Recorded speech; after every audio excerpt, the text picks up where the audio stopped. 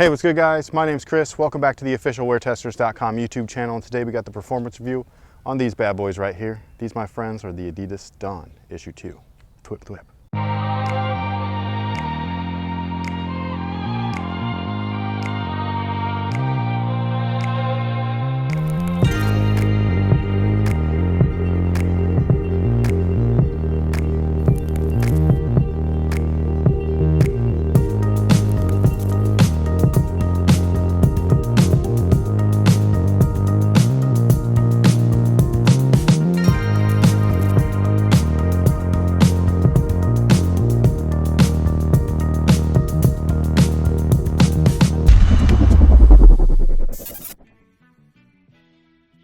So the traction on these guys is actually pretty good despite what they look like. It's like a webbing pattern or a web pattern for, the whole Spider-Man theme. And what you have here essentially is multi-directional coverage. So you got everything from linear traction to lateral traction. It works really great. Indoors, I think it's best. Out here, it feels a little slicker, which is a little weird because typically, especially on these like rougher surfaces, most tractions work better. But for whatever reason, this one just doesn't feel quite as grippy as it did inside for me.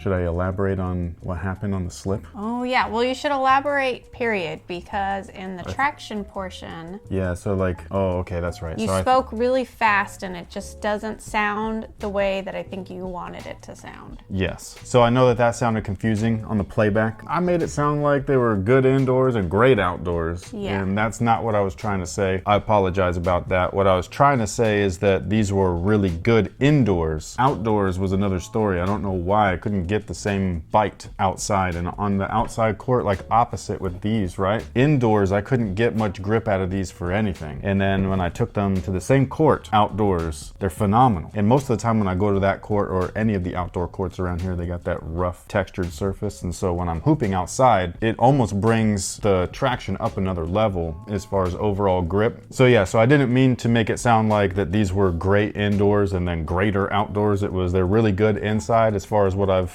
played in them so far, and then outdoors I almost wrecked my ankle just doing the B-roll.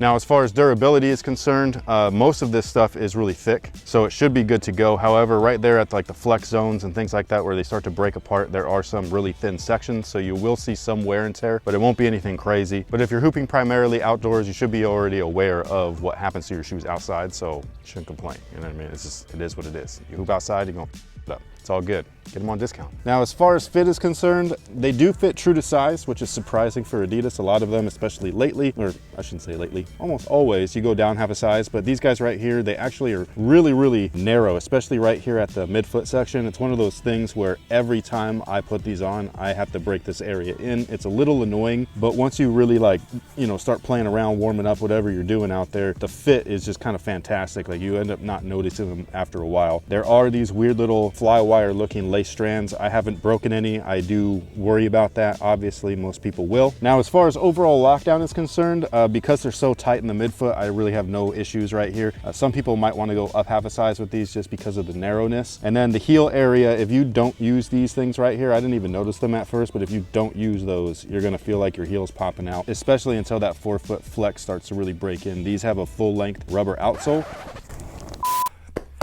Man, my knees are shot.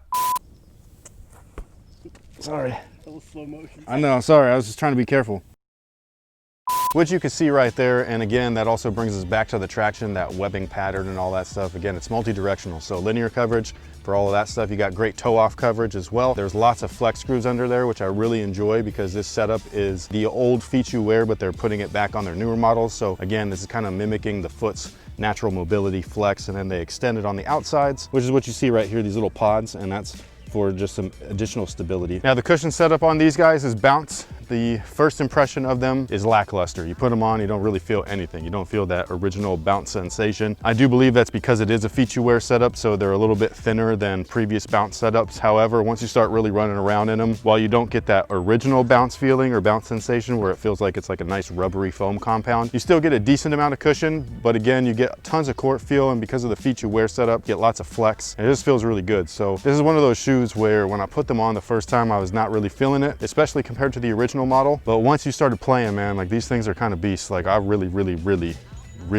gonna like these. Now the materials on these guys, pretty much all textile, everything, very basic as far as today's material setups go. It's lightweight, it's breathable. It's been durable so far. I don't have any real issues. There's a lot of rubber that actually wraps up. You can probably see a little bit better on this side. But you got this right there, wraps all the way up, so it protects a lot of that textile there that's the weaker of the two materials. And then we have all this synthetic right there. There's lots of 3M on this colorway as well as most others. So if you like that little flashiness, then you'd be good to go. Now the support mostly comes from the fit and the lockdown, which again is really good. It's really snug, real narrow, all that kind of good stuff. But again, like I was saying earlier, the feet you wear setup really extends the base, so it's nice, wide, flat underneath your feet. Great stability right there. Due to the feet you wear underneath that, you don't feel like you're in anything cumbersome. You can still move around, flex, roll around screens, stop, drop, roll, all that kind of good stuff. And then the torsional support, while you don't see any bar or torsional piece, there is one in there, and it's actually pretty strong, which I was fairly surprised with. So this is just a really well-rounded shoe, and it's not my favorite aesthetically. Like, these are pretty fucking ugly, but as far as on court goes, man, this is really all that matters, and these things are awesome. So that pretty much takes care of it for the performance review on the Adidas Dawn issue 2. I think they're a fantastic model. I do like them more than the original, although aesthetically I like the original better, but that's besides the point. I just think that these are a fantastic shoe. Price point's on point as well. They are one of the more affordable models available from any brand. So if you're looking for something that gets the job done on the court, doesn't break the bank as well, this is one of those shoes that you're going to want to go with. And that pretty much takes care of it. Thank you so much for watching. Thanks for all the support. If you need any more information, there's going to be an additional link down below in the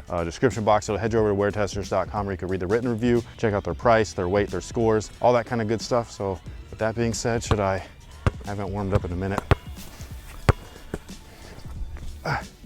Hey, man.